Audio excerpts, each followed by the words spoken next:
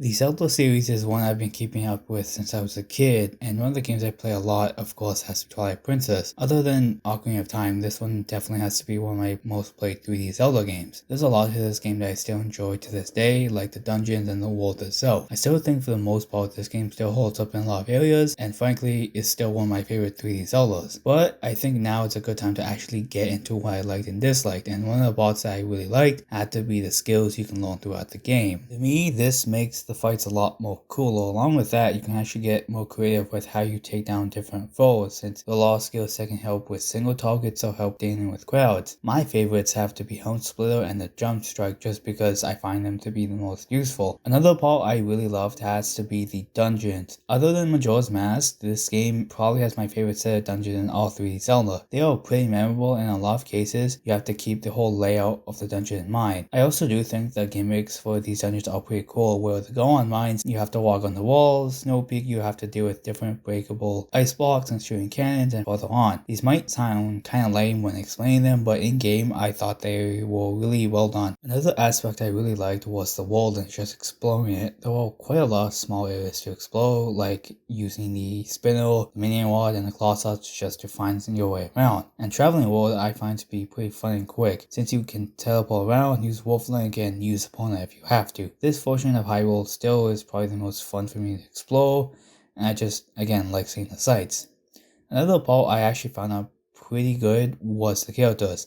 I find them to be pretty memorable for the most part. The cast of characters might not be the most developed, but again, I did like seeing them interact with each other. My favorites have to be Midna, Zant, Telma, and the Olan village. I also really did like the dungeon items, and to me, it's probably one of my favorite set of items in any 3D Zelda. They are really fun and they make the dungeons really enjoyable to go through. There are some items from this game I still wish came back, like the spinner, ball and chain, and double claw shots. And I still do think that Twilight Princess holds up today, especially with the dungeons and exploration. The game is still pretty fun, regardless of the version, whether that be the Wii U, Wii, or GameCube version. But with this many positives, there's still a lot of downsides to the game, and one of them to me has to be the huge amount of backtracking that happens in the game, and it gets extremely annoying since it happens quite a lot. For example, for every new area you go to, you have to at least go through it twice, once as Wolf Link and the other as normal Link. Another part that makes this really annoying is that nothing really changes with these areas. With games like Skyward Sword and Ocarina of Time, there's at least a visual change, or at least you go to a new area, a part of that main area. I really feel this makes the backtracking more annoying just because you have nothing new to look forward to since you've already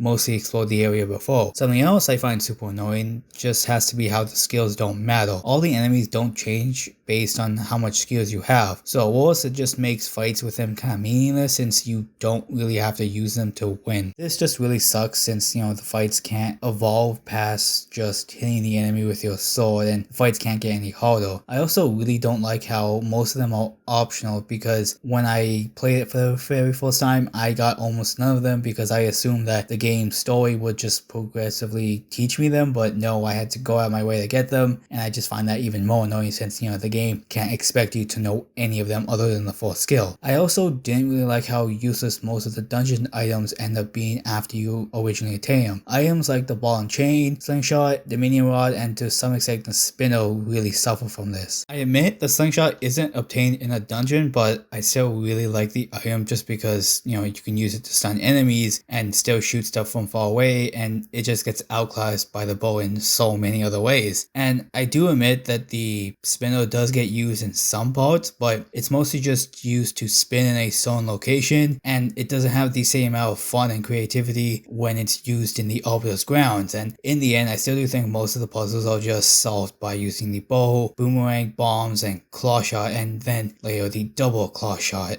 I still do think that when you use them in their own dungeon, they are really fun to use. It just sucks that, again, they were not used much later on. But in the end, I can still overlook most of the game's faults just because I still have fun with the dungeon and the exploration, as I mentioned before. The only real negative I can put against this game is the huge amount of backtracking, because that still is the worst part to me. Everything else is either slightly annoying or I paid not much mind to it just because, again, I just liked the game overall. But what did you guys like about Twilight Princess? Leave those thoughts in the comments below. And of course, before the video finishes, I will go over the likes and dislikes. Likes: skills can make combat interesting, really good dungeons, the world is fun to explore, fun characters, and fun dungeon items. Dislikes: huge amount of backtracking, the skills don't matter as much, and most dungeon items get underutilized. Thank you all for watching and see you guys later.